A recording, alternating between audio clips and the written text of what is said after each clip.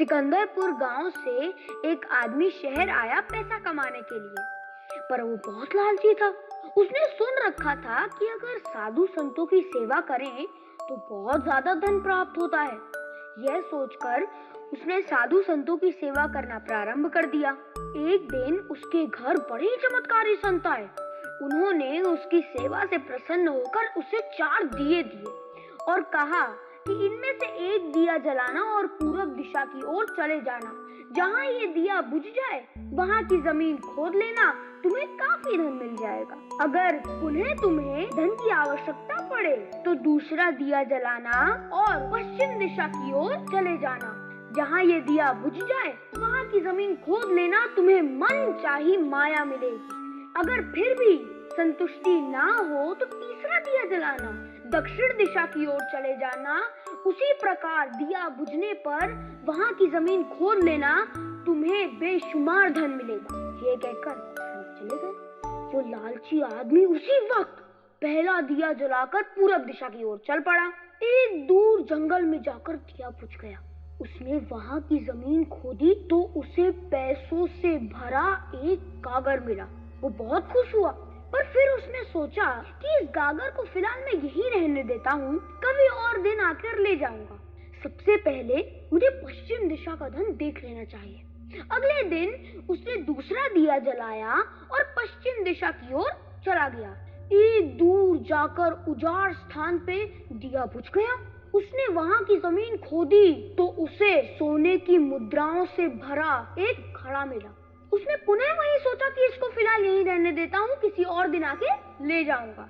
जल्दी से जल्दी ज्यादा से ज्यादा धन पाने के लिए वो बेचैन हो गया। अगले ही दिन उसने तीसरा दिया जलाया और दक्षिण दिशा की ओर चल पड़ा। थोड़ी दूर जाकर एक मैदान में दिया जाकर बुझ गया। उसने वहाँ की जमीन खोदी तो उसे हीरे मोतियों से भरी 2 पेटियां मिली। वो बहुत ज्यादा खुश हो गया और उसने उसी वक्त सोचा, अगर इन तीनों दिशाओं में इतना धन है तो चौथी दिशाओं में कितना धन होगा। फिर उसके मन में ख्याल आया कि संत ने मुझे चौथी दिशा जाने से मना किया है। उसी पल उसके दिमाग में ख्याल आया कि कहीं ऐसा तो नहीं कि संत ने उत्तर दिशा की दौलत अपने लिए रखी हो। उसने ज्यादा से ज्यादा और जल्दी से जल्दी धन पाने के लिए लालच ने उसे संतों के वचनों को दोबारा सोचने ही नहीं दिया। अगले ही दिन वो चौथा दिया जलाकर उत्तर दिशा की ओर चल पड़ा। थोड़ी दूर जाके दिया एक बड़े से महल के सामने जाकर पहुंच गया। उस महल का दरवाजा बंद था। उस लालची आदमी ने महल के दरवाजे को धक्का दिया तो वो महल का दरवाजा खुल गया। उसने सोचा कि ये महल उसके लिए ही है और बहुत खुश हुआ। फिर उसने ये सोचा कि क्यों ना उन तीनों दिशाओं का धन यहीं लाकर रख दूं और ऐश करूं। फिर वो जल्दी जल्दी महल के अंदर गया और सारे कमरों में देखा।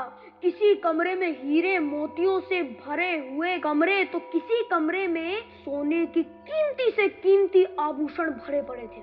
वो आदमी चकाचौंध होते जा रहा था और अपनी किस्मत को शाबाशी दे रहा था। उसने सोचा थोड़ा और आगे बढ़ता हूँ, और आगे बढ़ते ही उसे एक कमरे से चक्की चलने की आवाज सुनाई पड़ी।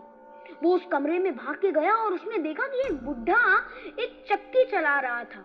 उस लालची आदमी ने बुढ़े से पूछा कि तुम यहाँ कैसे पहुँचे। उस बुढ़े ने कहा, तुम ये चक्की चलाओ, मैं थोड़ा सा सांस लेके तुमको बताता हूँ। तो लालची आदमी चक्की चलाने लगा और वो बुढ़ा उस चक्की से उठ गया और जैसे ही वो उठा जोर जोर से हंसने लगा। और फिर लालची आदमी हैरानी से उसकी तरफ देखा और फिर उस बुढ़े ने कहा कि अब ये महल तुम्हारा, पर ये महल तब तक खड़ा रहेगा जब तक तुम ये चक्की चलाते रहोगे। और उसके बाद लालची आदमी हैरान हो गया। फिर बुढ़े ने कहा कि अगर ये चक्की चलना बंद हो गई तो ये महल गिर जाएगा और तुम इसके नीचे दबकर मर जाओगे। और उसके बाद लालची आदमी बुढ़े की बात सुनकर रो पड़ा और लालची आदमी ने उस बुढ़े से पूछा कि अब मेरा इस चक्की से छुटकारा कैसे होगा। फिर उस बुढ़े ने कहा कि जब तक मेरे और तेरे जैसा कोई लालची आदमी लालच में अंधा होकर यहाँ तक नहीं आ जाता, मैंने भी तेरी तरह संतों की बात ना मानकर मेरी पूरी जवानी इस चक्की को चलाने में लग गई। फिर लालची आदमी ने उससे एक आखिरी सवाल पूछा जैसे ये बता, अब तू बाहर जाके क्या करेगा? बूढ़े आदमी ने बोला कि मैं बाहर जाके जोर जोर से आवाज लगाकर सबसे बोलूंगा कि लालच बुरी बला है, लालच बुरी बला है, लालच बुरी बला है। तो दोस्तों, आप सभी को मेरी कहानी कैसी लगी? अच्छी लगी तो कमेंट कीजिए, और हम बार बार ऐसी ही इंटरेस्टिंग और अच्छी अच्छी कहानियां लेते आएंगे स्टोरी बॉय चैनल पे। Thank you.